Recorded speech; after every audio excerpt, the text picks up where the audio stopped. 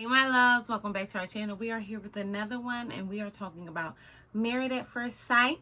Okay, so welcome back to the Conner's Closet. I am here with my honey bunny, the Mr. Connor, and we're talking about all things Married at First Sight. Okay, Married at First Sight, episode 10. Yes. We are on episode 10 and they are talking about deal breakers. Okay, and I think it's really cool. The episode starts out with Brett and Olivia going to rock climbing.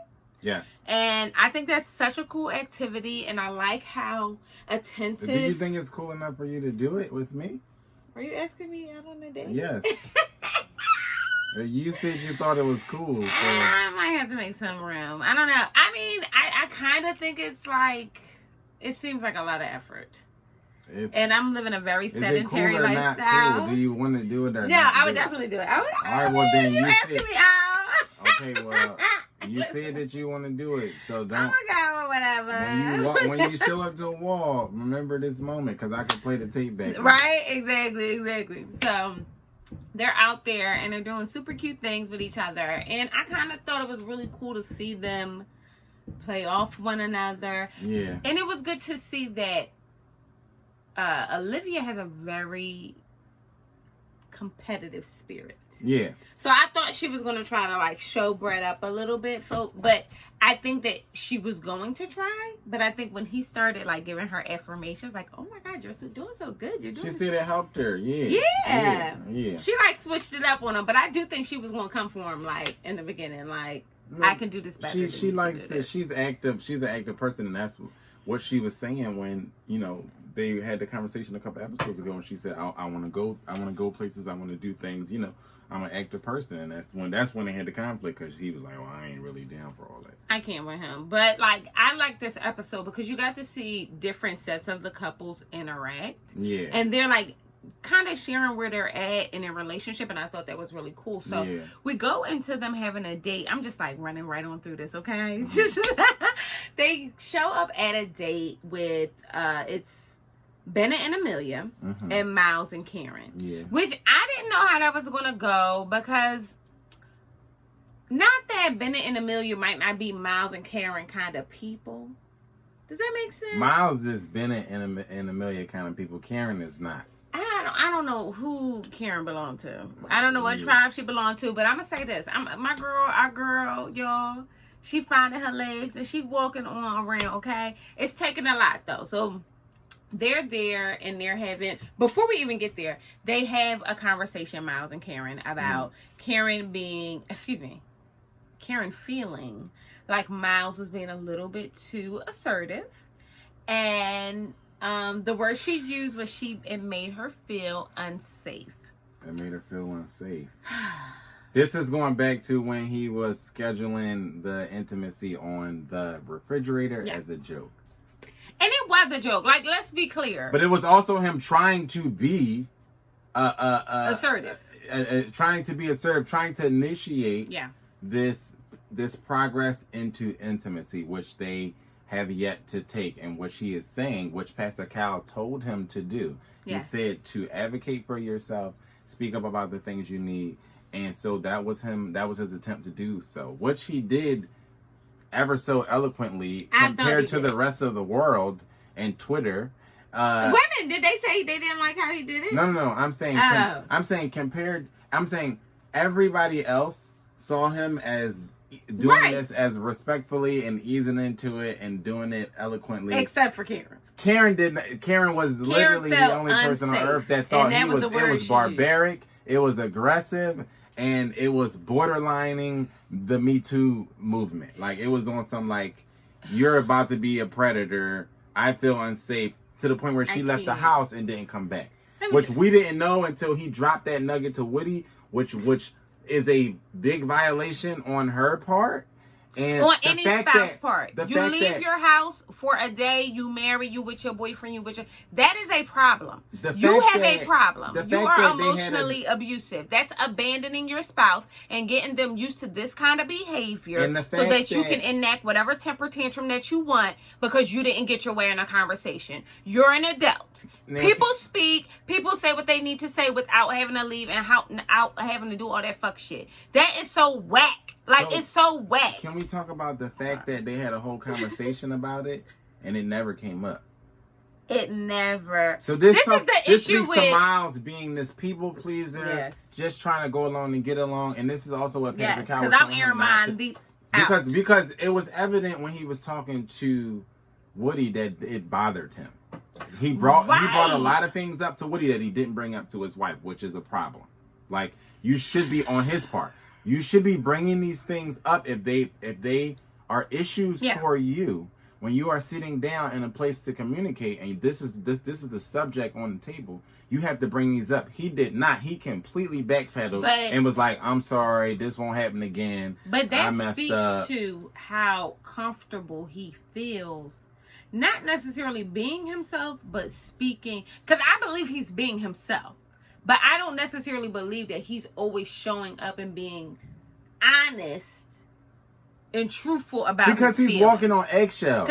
That's what I'm getting with this woman, and he's he literally told his man. He said, "If I told her I like you, it would make her run." So that imagine the kind of eggshells that, if that's your perspective, whether you agree with it or not, imagine what type of eggshells that person feels like they're walking on when they say they're afraid to even tell you how much they like you, because you might push them off. Talking about telling people you love them, whatever the case may be. We're gonna jump around today. Woody and Amani. Do y'all think Woody is really in love? Big words. If that's he feels like Amani, he's in love, please. then that's. Let me tell you something. Why would you say please? He feels like I'm a he's goddamn in love. adult. That's why I would say please. Listen, I ain't never met a mother in my what? 2-3 weeks. This is the thing.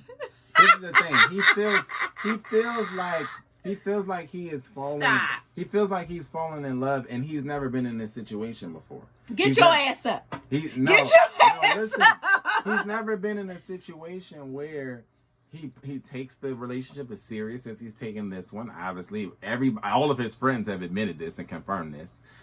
He's never really been this invested in any other of his other relationships. Joe, please. I'm explaining his mindset though. I'm trying to, right? Because nobody can really can really explain how he feels, but it makes sense. You know what I'm saying? When you listen to the things that he was saying and the things that he's been through, and then his family and friends all basically confirming it, it makes sense for him to think this must be love for me, because he's never been in this situation before. So I think his genuine feelings are this much, because again, I think he also might have said he never really been in love before. No, he said he was in love 3 times or twice or something like that. I don't know. I said that. I mean, he said that. Yeah, she be making stuff up. Like, I don't know that he said that. He said that. No, y'all, correct me if I'm wrong, bust down. Didn't the bull Woody say that he was in love several times? He said that. So that's the issue that I'm having with this. No, I don't know that he said that, y'all. Because he also said, I used to just be an F-boy. I used to just be out there. No, he was in love a couple times. The issue that I'm having with this. No, you making stuff up, man. She just be making stuff up. Nah, bro, that's not it.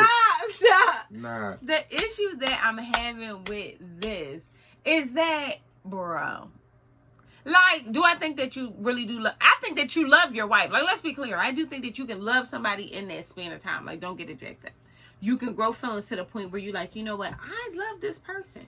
Do I think that? I think that being in love is more arduous and takes a little bit more, unfortunately, suffering than what I think that they've endured already. But I don't think he said, like, I'm completely in love with him. I think he said I'm in love with my wife. But I think he meant I'm falling in love with her, because that's what he alluded to the last episode. But my thing is, he did say that, but I feel like he was kind of doubling down on it on this episode, and that's what kind of bothered me, because I think that I get where she's coming from, where she like, slow down. No, she not like slow down. She just saying, I'm not where you are. She didn't tell him to slow down. She didn't say slow down. She said, didn't, but I'm she not did, where you and are. I do appreciate her doing that. Yeah, because I think that's out. Like, listen, I'm not quite there yet, and I want to be there with you, but I'm gonna take my time to get there. Like, you're not gonna rush me. And I kind of feel like, is it me, y'all? I kind of feel like he kind of trying to put. I don't think this is intentional. Okay? I think this is very similar to where you are when you're a teenager and you first experience extreme like. But right? he grown. But listen, he's never been in these grown spaces before. I don't think Woody has ever been in a serious relationship where he's like really committed and like he's feeling her on this level like this, and she's, you know, I don't think he's been in that situation. I think Woody was out in the street. We've all known a Woody. I think Woody was out and if you have known a Woody, he didn't. If you don't know him, you the Woody. This the thing. Right. This the thing. If you have known a Woody, you wouldn't be surprised if somebody told you he never really had a serious relationship, right? So we know these types, right? So I think that his perspective is very similar to one of those where you're a young child, you're a young adult or something, and you come into something that's solid, that's really touching you in a way that you've never been touched before, and your first inkling is this must be love, because if you haven't experienced it before. And I think Woody genuinely is in that place where he's like in his mind like, oh, I think this is love. I think I'm in love. I don't think they married. So what's the game? Like, I don't think he has an end game. You know what I mean? Okay. I'm not saying, I don't think it's as much to play games as I think that it is optimistic, borderlining on delusional. No, that's too far. That's what it is for me. Because I think that's what it is for me. I don't think. And I do believe. I mean, why you laughing? Because she called him delusional, like. But not in a bad way. Not in a bad way. Because I do believe that you love however you love. Like, that's just being all the way real, right? However, it's been 3 weeks. You married I think a if you can call having rose-colored glasses delusional, okay, I can see that. But I think it's genuinely a reaction to a foreign experience for him. I can agree that maybe you can call it. I can agree with that. Okay, maybe you can call it delusional. But I do think I think the biggest thing for me is that what I love is that he's pouring into it and he's like leaning in. And he trusting the process. And he's trusting the process and he's trying to figure it out. That's what I love about it. Like, let's be clear. Yeah. I just don't want. And Amani said this, like, I don't want him to, like, not like, well, she didn't say blow his load, but I mean, I don't want him to, like, Neil, we got to keep it up here because we got here so fast that if any little thing happened now, it's like catastrophic. Because you didn't have that patient, like, I don't love Joe because I like Joe. Like, I love Joe because there's been plenty of times where I didn't. I love Joe because I, like, genuinely deeply feel tethered to this human being. Like, my love is so interwoven. I tell people all the time, losing him would be like losing my like left arm. I'm right-handed, but I'd be like, damn, I ain't got a left arm. Like, you know what I mean? Like, that's, and I think that to say that you are in love with your spouse at this point, to me, it's like, no, I will fight in the street about mine. Like, you can't tell him that you can't tell nobody they not in love. That's what I'm saying. That's my point. That's my point. You can't tell nobody that. That's my point. We talking about him. We ain't talking with him. No, but Woody might be watching. You never know. We talking about him. Listen. You never know. So we can't say, "Hey, Woody." And then he need to say something, bust down, and leave a comment, and tell us what it really is. That's a lot of work for most people. You know what I'm saying? It is. I don't be, videos I watch, I don't be commenting on them because it's like an extra. That's an extra investment. No, you cannot tell people that I have engagement. They need to comment. I'm not telling them not to. I'm saying it's a lot of people like me who watch stuff and they don't comment because it's extra work. All right, that's not the point. Yo, we gotta get back on track. It's been a day true, for us. So we gotta get back on track. The point I'm trying to make is that I really do like and enjoy that Woody is leaning into the process, but I just don't want him to be in love. He's not in love. But, okay, we'll give him that. We're going to move on to Christina and Henry, okay? Which Henry is showing up, y'all. Do y'all see Henry? Ever since Christina started taking her pills, then he was showing up. And he's been really vocal. They all sat down. It was Amani, Woody, Christina, Henry, and Brett and Olivia. And they all went out to eat or whatever the case may be. And they had, he had a real transparent conversation with Amani. And I thought that was like really dope. Like, and he said he can't stand his wife and she need to pack up things and to go. But, you know, she gonna keep him around for a little bit. No, he said that like it's a deal breaker for him that she isn't patient. And that when she is impatient, she's nasty to people. And I can see how for somebody who is meek, it's a turnoff. He said it to Pastor Kyle. He said it's a turnoff to him. But I can tell that the turn. He told her that. So, I think it's not right. So for her to snap out like you just never communicate, I'm like, well. But what I like though, go ahead. What did you think? I thought he communicated it. I heard it. I don't know why she didn't hear it. But I think that I don't think it wasn't that he didn't communicate it. I think that it was that she was embarrassed. That he is so forthright with information. But that was Amani's fault. Amani, when you have a heart to heart with a friend, your job is not to with a friend who is a mutual friend. Your job is not to go back to the other party and be like, well, let me tell you. Well, he said, and she didn't do it like that. It was like that. But it was just like Amani. Spirit of that. I thought we all know in these situations we generalize. He's feeling a little. She was very specific. She was very like, girl, he don't like you, and you wore purple on Thursday. That's not what you're supposed to do. Like, no, like, Amani, you don't do that. You're not supposed to report on the conversation. What is very clear to me? You summarize the conversation very generally. But what's very clear to me is that Amani is your typical love and hip hop, stir the pot. No, that's not what she is. Because she's very sweet. Amani is sweet. She is sweet. She's not really messy like love and hip hop. No, type stuff. she's bordering. No, she's just bordering. You know what? She's sweet and honest, and it's a Southern thing. They just like we couch stuff because people got sharp tongues. And she's just like, well, he said that he was feeling, and she ain't mean nothing about it, but she was just spilling way too much. Like, but you wasn't because you caused the argument. When she was talking to Brett and Olivia, she like, oh well, so are y'all like liking each other now, bitch? I told you that in confidence. I done cursed her out at the table. The thing is, and I would have broke the football. Did they ask you to ask me that? Did these people ask you to ask me that? The thing is, I don't think it's no malice intent there. I just think Amani. I don't think it's any malice. She just talking and she doesn't give me malicious. And I think she feels like this is an intimate setting with us. We all got our our skeletons is out there, out of the closet at this point. So I didn't. But she did a little like she kind of sparked something. You know what I mean? Twice. Yeah. And I do like that. Henry is getting more comfortable with confrontation with Christina. Yes. And speaking his truth. And he kept it 100. And a lot of y'all would never know what that looked like. That man sat right up in her face and told her exactly what he said and said the goddamn truth. He literally said, well, I told you, like, I don't like when you get like because that. Because he said it before. But that should have been proof to you, Christina, that this wasn't something that he was hiding. Because he's like, like I've said. You don't know how to act. We had a conversation about you being impatient and it being a turnoff to me, and this is why I'm shutting down and not so communicative. Like I was a part of the conversation. Where was Christina at when they had the conversation? Not on her meds, respectfully.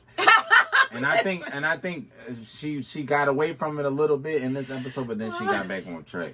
Yeah, I agree, and I'm kind of liking her more, and I like that she's still a little rigid, but she is getting there. Where she's being a little bit more patient with him and bringing him along. I think that's super dope. But you know who else is not getting comfortable with these conversations yet? Speaking of that, Amelia. And I didn't mean to transition. Oh, that was a good transition. No, she's not. I really don't want to talk bad about Amelia. I'm just saying, like, I'm just calling a spade a spade. Like, you say, well, Henry is warming up to having these difficult conversations, and Amelia is not. It's very clear that, like, Amelia is not damn. And it happened in the session with Pastor. It happened. You married to somebody who you never met before in your life, except for at a party or a cookout or whatever it was. Pastor Kyle says, well, we got some things to talk about. And Amelia was straight up like, really? We do? I think we good. And he like, are you for real?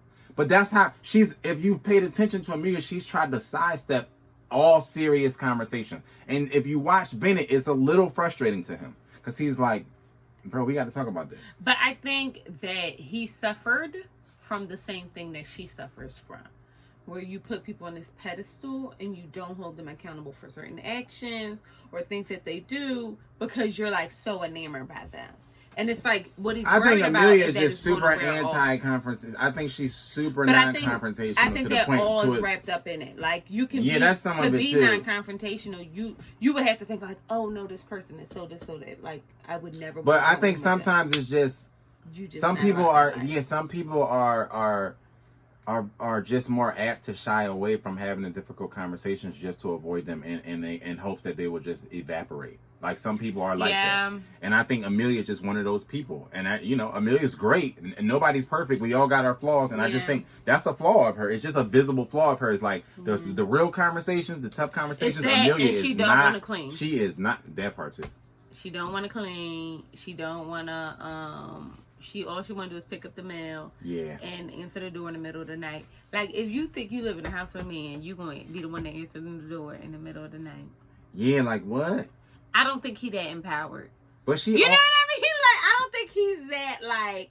Yeah. Like, you're a woman, and I don't think he's that into that. Like, no. He don't get... Like, he give me, I'm going to let you do your thing. Yeah. Till it infringes on my thing kind of thing. Yeah. But what I did like is that Bennett was honest about... Well, not honest with her, but honest with himself. About how not having questions to, like, what is annoying you, what's antagonizing you, what bothers you about me.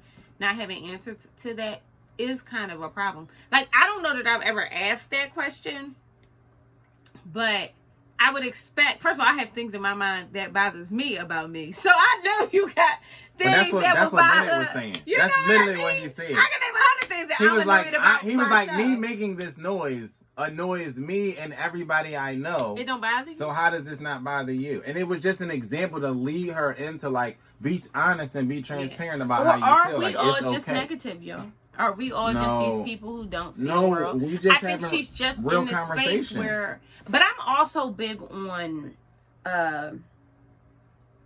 perspective. And I think that, like, some people just don't. So, part of me gets it, right? Because I'm big on perspective. Like, I'm able to be in situations for long periods of time because I'm, like, in the spectrum of the world, this is small, right? And she might be thinking, like, in the spectrum of the world, that is small. Like, whatever the little scratch in your throat is small. Like, you not wanting to pick up after yourself is small. But I think she's thinking about it more in the worldly perspective and not the personal world.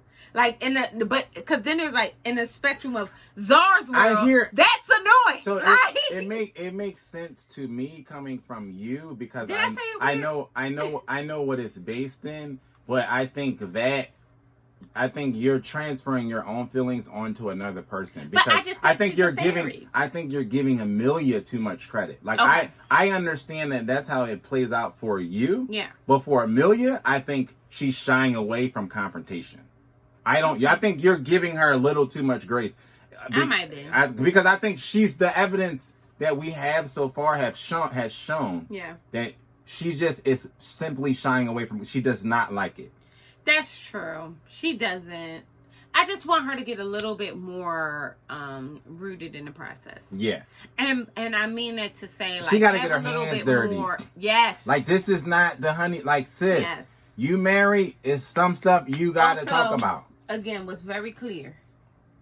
The coronavirus episodes is coming up. They are coming, and I cannot wait to see it because if you know any couples in the Rona is making and breaking people. Literally. So this new bunch of episodes where they are living in the coronavirus era. This just started. They like, ain't no hand sanitizer. Yeah, what's that? So now they're gonna be really quarantined together, and it's gonna be real interesting to see who's showing up and who not. What you got? I'm saying all that to say, Bennett definitely had coronavirus. Oh, Bennett for sure had the coronavirus. Bennett had coronavirus.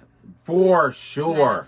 Yeah, he did. That's why I was saying that to say that. You know what I mean? His friends came over. They did the whole song and dance for Amelia, and then he gave him the coronavirus goodbye. Like, all right, y'all. Like, I love y'all. And didn't touch it. They just walked out the door and they was out. Because he had coronavirus. Yeah. You know what I mean? I'm like curious to see how this all plays out, and I'm really nervous for these couples because it's one thing to be in a long-term relationship, with somebody that you're quarantined with. But with a mother that you don't even know. That you don't even that know. You just met, and now you doing hard time with them in the cell. Literally, like you doing like 23-1. That's literally what you're doing. In the beginning of the Rona, that's what it was. We was just in the house the whole time, so it's like This is about to get really real. This is about to be the best ending of a Married at First Sight season. I'm ready, ever. okay, I'm ready. But I do think that like Amelia, I hope that she comes around to being a little bit more into the process, because I feel like Bennett wants to get he does. He's like, I'm about ready. to melt. Like, he's like, I'm with you, but we have to do the work with the play. Like, we can't just be building forts in the living room, and then we can't talk about taxes and chores. But Amelia gotta also pay the cost to be the boss. What she really wants is a stay-at-home husband. But you ain't paid the coins yet, sis. But not only, so he can't see. But not only that, that's the role he gotta play. But not only that, he's also got a little bit of miles in that. He's a people pleaser. That's very true. He's really not the stay-at-home type. Like, he's not. When they talked about it, he's just kind of like, all right, I got you. Like, I'll do it for you. You know what I'm saying? So, like, that's another conversation that they're going to have. His bills paid. But it's a different conversation when your bills is paid. No, not when your balls done dropped. It's not. So I think for real. So I think what's going to happen with Bennett is it's going to be a conversation. So you think because Bennett was split. Bennett, hold on. I'm saying Bennett was splitting the chores up, whether he was paying a goddamn bill or not. Bennett's like, you gonna take some of these chores, and you know what I'm saying? Like, he was about business. He was like, so about this chores draft, we're gonna still do this right now, right? And she like, I just wanted to cook, and he like, no, let's do this. You know what I'm saying? He was it don't regard. She could pay whatever because Bennett just got that energy. Like, okay. But do you think? I don't think that. This not for my personal lifestyle. Let me start by saying that. But I don't think that there's any issue with him being the sole homemaker. I don't either, but I think Bennett sees the issue in it. Like, I don't think he with it. Like, we're gonna find out. If you ain't gotta pay no bills, then like, what you want to do? But that's different. You better make sure these goddamn dishes is washed. But people warm up to that idea very differently when you bring in gender. You see what I'm saying? It's like Bennett is not necessarily going to grab hold to that idea as easily as somebody else will. Oh, he taking care of me, so I'm gonna just da da da da. Bennett is like, she can pay the bills, but we gonna split up these chores. Like, that's his energy. You know what I'm saying? So for me, I'm like, it's not gonna be that simple for Bennett. To me, it just doesn't look like it's okay. He can't. I get that. I get that. Also, what happened in this episode was that Olivia took Brett to Quizzo night, okay? Trivia night at the bar, downtown at the bar. Well, trivia night is always lit. And for you, if you're not enjoying trivia night, it's you. It's fun. Period. It's fun. It's Jeopardy. You don't even got to know it. You just... Like the idea...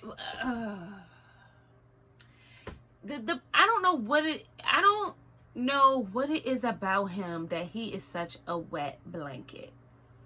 Like, he don't seem like a wet blanket. I think it's his upbringing. That's what it is. We're going to have to go back to that. Like, how did this happen? That's what we're going to. You know what? It might be from the rooted. It might be from the roots. It has to, and the people that the company that he keeps, it has to, because the stuff that he did was acceptable in this type of company. And then I just think that's what it is, because she was visibly embarrassed by this. And this is also he's a repeat offender in these things where, like, it's time for him to show up and do his part as a spouse. And if he doesn't like it or he doesn't see value in it, he just shrinks. And the immature part about this is what children do, right? I'm not good at something, so it sucks. It's the something that sucks. Right. It's not me, right? So I'm not good at trivia. This trivia game is dumb. This is not real trivia. Like, why? Because you're not killing it? Like, that's immature to me. How do you discern whether or not it's true? Like, how are you the person? So you the trivia police now? Right. What does that mean, how bro? do you say real. So what is real tribute? But like what? The issue that I think even more than that I have with it is the lack of awareness for your spouse. Like sometimes when you get to a space when you're with your person and something is bothering them, you could shoot across the room a look like. They were sitting next to each other and she was pissed. And you could feel it through the TV. Pissed. Like, not only was she visibly pissed, you could feel her energy. So it's like the idea that you would complete the selfishness of you to completely ignore that. He just ejected from the night. He was just sitting there like. They like, what do you think? He like, I don't think anything. He's ejected from the marriage. Oh, yeah. They tried to speak about love. You ain't want to speak about that. You want to play games and say all this bullshit. They tried to take you out to the alligator boat. You want to complain about the alligator boat. It was a lame thing, whatever the case may be. And mind you, I don't even think you coming out of pocket for none of these. Right. And not to say that that's everything, y'all, but you can't be no complaining mother jumper on my dime. Well, production. You better stomp your feet and clap your production is paying for all of this at this point. True, no, the real life is not going to hit to the camera stop because they're not really paying for none of this shit. True. But the fact of the matter is, you're still supposed to show up and you're still supposed to participate in all of these activities that they have planned for you because it is geared towards your growth as a couple. I agree. And she's visibly tired because she's dealing with a child. We,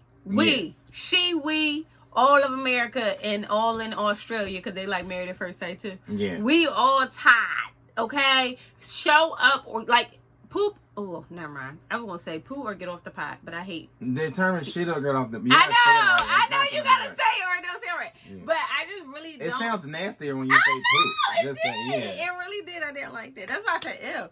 But what I'm trying to get at is like, why are y'all like thinking y'all signing up for like, you know what I mean, supermarket suite? Walk in the park. This is not supermarket suite, bro.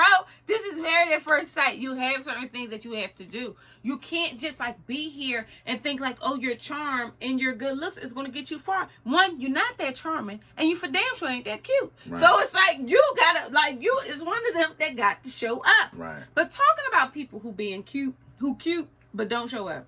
Karen, that sound like her. And I want to end on a good note. Moms keep giving Karen this grace because she's cute. Because she is not. She is literally. I mean, she is lighting the house on fire every chance she get, and it's almost like every time I see a glimmer of hope for her, it seems like she just pours like gasoline on it and burns it. Like and it happens every episode. I was warming up to her last episode. Then she hops in this episode and belly flops in with. But he was only warming up to her because he probably liked her hair or something like that. That episode. But that's what I'm saying. We got to stop giving her this grace. I'm including me in it. I'm not saying that I'm included in that. I'm speaking to myself as well. Listen, y'all. The issue that I have with Karen is that she is just a ball of mixed messages. She sit down with the man and she told the man that she felt unsafe, okay? So she feel unsafe and then she turned around and tell him, I'm going to be more affectionate. In the same conversation. Literally. But you felt unsafe. But you recognized that what he was getting at was to speak about being more affectionate with one another. And you felt like that's something that you needed to do and move forward with, right? So I don't think that you believe both of those statements, right? So like you can't. You couldn't possibly. Like, you know what I mean?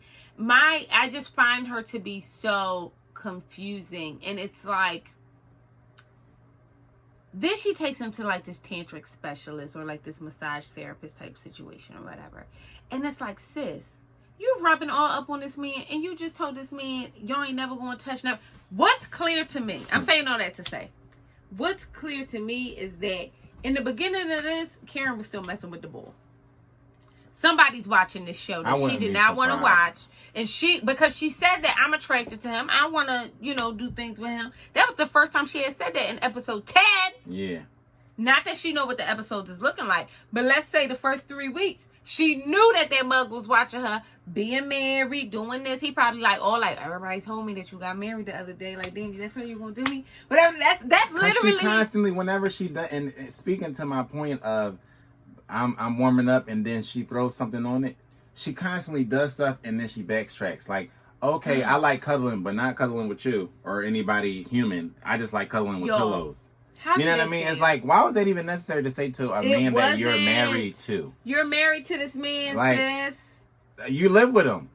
Like, even if you're not married, you sleep in the bed with him every night. You live with him.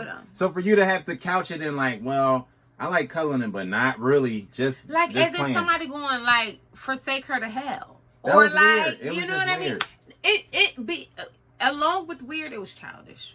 It was childish.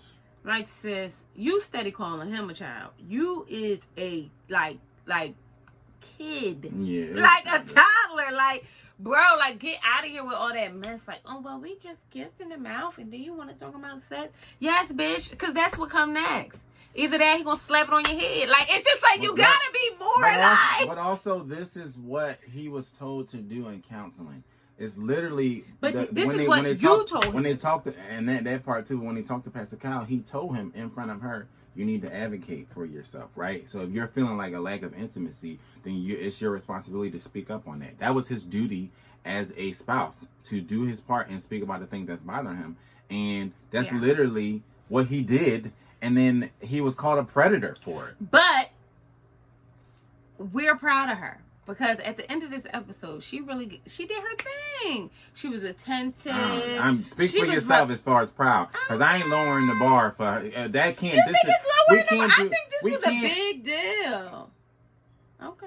We can't do this Donald Trump thing where the bar has been so lowered that now we just want a president who's competent. Like, no. I'm not. We can't do that with Karen. I see what you know what I'm saying? Like, sis, y'all been at this for weeks now. Yeah. You can't just get to the point where kissing your man on the lips is like, whoa, that we doing the Donald Trump. We can't be doing that. But that's one of my favorite part, I think.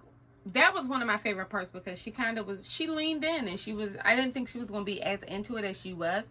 But this is what I mean when she's so confusing. Because you have to be comfortable in your sexuality to do something like that. Rub on somebody like that. You got to be comfortable with you to be in a space where it don't bother you to be touching them, feeling them. You know what I mean? With cameras on and people in the room. Like, you signed up for this. Which takes me back to, you have done more for less. Okay? And you're not going to sit up here on the mic and have us thinking that you is Mother Mary. That ain't what you're going to do. Yeah. We don't believe it. Not for 3 seconds. Like, you know what I mean? And it's like, because when I heard affectionate, sis, I thought you were just going to kiss him in the mouth a little bit more. I didn't think you was going to be rubbing mugs. Damn. Yeah. That's a big deal. But I do think that, like, you know, I'm proud of her because I know she confused. And it's just confusion. She don't know what's left, what's right. And that's because the dude is still hitting her line. I get it, sis. But I think that she's going to get to the point where she want to be a little bit more affectionate with her husband. And I'm excited about that. And I do think that there's something to not liking a lot of PDA. But that's fine. But we saying, like, when your husband is trying to give you a hug in the house, like, stop being weird with him. Like, yeah, it shouldn't be weird. You know what I mean? Like, that's it. It shouldn't be. But I will again say that I'm kind of like here for their growth, and I'm excited about them moving in the right direction. And along with that being one of my favorite parts, because I felt like it kind of moved them forward, and that's what we want to see. We want to see them be successful. I loved him talking to Woody in the barbershop. Because that's the one time that he felt like I'm safe enough to speak my true feelings here. And that's why I'm saying we got a long way to go for Karen and Miles, because 90% of that conversation he should have voiced to his wife. But you know what? You're right. We do got a long way to go. It's a long way to go. But he's so scared. And it's like, I get it. I'm scared for his ass. Like, who knows?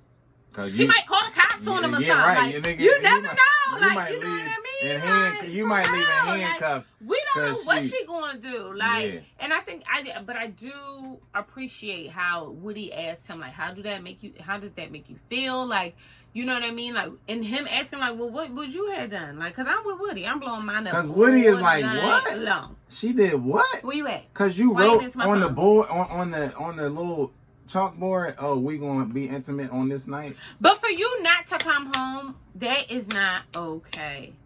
It's just not okay. And what it makes clear when you do things like that is that you have been in relationships where either you're treating somebody in a manner that is not emotionally safe, or they're treating you that way. Because when you're someplace where you are full and you are safe and you are comfortable, the idea of leaving the house is like, I'm not doing that. And you might need to take a ride. You might need to have a moment. You might need to do all that. But it's scary that this is all that it took for that too. Like that's what's scary to me. People really out here arguing, yo. Yeah, for real. About real life. Yeah, like that's what it took for you to leave the house and not come back. You a clown. You a clown. Like, and it's like, and what's clear is that, like, and I get it. Everybody's trying to figure this out, and I do want to give them the benefit of the doubt. The problem I'm having with it is, y'all not kids. The issue that I'm having with it is that you're an adult. These are adult things. Like, it doesn't take for you to be, you know what I mean, 117 years old for you to know that that's not okay to do. You know what I mean? He didn't do that. Or it don't take for you to be 117 years old to talk about intimacy. Yeah. You a woman. With the man that you married. And you should be so empowered and all about yourself. Were you selfish enough to talk about what you need and want? How about that? Be selfish. Talk about you. What do you need? Like, it's like, but we rooting for her because she did a good job this week. I wouldn't say shout out to Karen. I'm proud of her. I'm not gonna call it a good job. I'm gonna give credit when credit is due. And her credit is bad. She need to call a tax attorney or somebody and get some stuff straight with the credit bureau because she need help. I can't. Well, that's our review of Married at First Sight. I hope you guys enjoyed it. Come on back, hang with us again, and we'll see you guys later.